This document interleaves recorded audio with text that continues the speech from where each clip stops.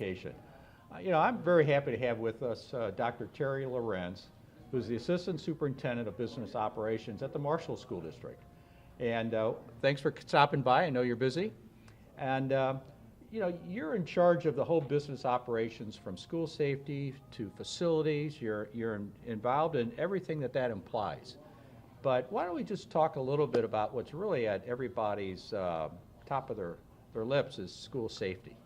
And how do you do that? How do you deal with that without a bond issue and you have to pull those funds out of your operations budget? How do you do that? It's difficult. It takes a lot of thought, a lot of planning. There's always, as in many things with schools, there's always more needs than there are resources. I think you have to prioritize based on your campus, based on your buildings, based on your security model, what needs to happen first. Many districts have, like us, have aging buildings, and the retrofit of safety issues is just, it's immense. There's huge obstacles to overcome, even from the beginning of doorways and access control through cameras and telecommunications that allow you to communicate to and from in case of emergencies. So we have the same struggles that many school districts have, but I've had to work pretty diligently the last several years to prioritize that, and you really have to take a position when you have X amount of resources and more needs than safety needs. And so we've started with things like cameras, trying to get those in place, communication system, a voice over IP communication system that we can communicate across the district, across the building, two-way communication. So that's very needed and necessary. And then we're moving towards exterior doorways and access control, just to try to limit that come and go. So all of those things, it takes a tremendous amount of resources, and you have to balance that with the many needs and the safety you have, trying to be as safe as you can with the resources you have available. Well, I'm sure that when every district has a safety issue that comes up, all of a sudden the priorities get all switched around. And what seemed to be not an adequate budget is no excuse. You just have to spend the dollars. I hope you haven't had a situation come up. We've been fortunate that we haven't yet. I'm just like any school district. That's just around the corner, and it's always on our minds.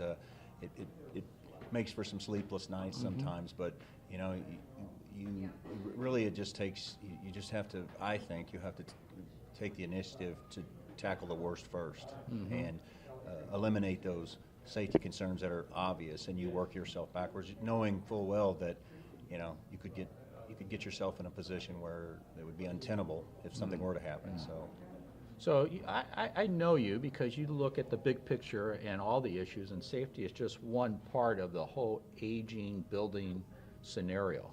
So how do you prioritize? Because the minute you think you guessed it right, well, that can't wait 3 years. That has to be done this year. How do you do that? It causes a lot of budgeting problems. It really can. And when you're talking about entire buildings and the things that can happen in entire buildings, the ticket items that can happen to you are substantial. And we're a school district of about 2,600. The resources are limited. And so you have to hope for the best and plan for the worst.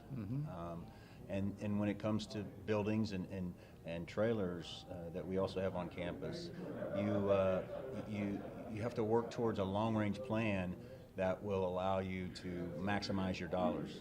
The dollars are so critical in a district our size that you really have to work towards a long-range planning to maximize that, whether that be in energy savings or buildings and facility upgrades. There's a whole challenge between upgrade versus build, and the cost of both of those tickets are big. So there's challenges. There's challenges facing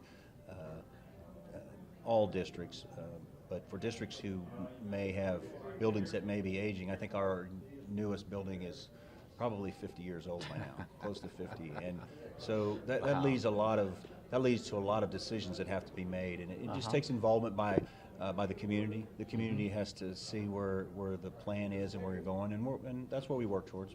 That's the way we work towards in our long-range planning. Well, very good.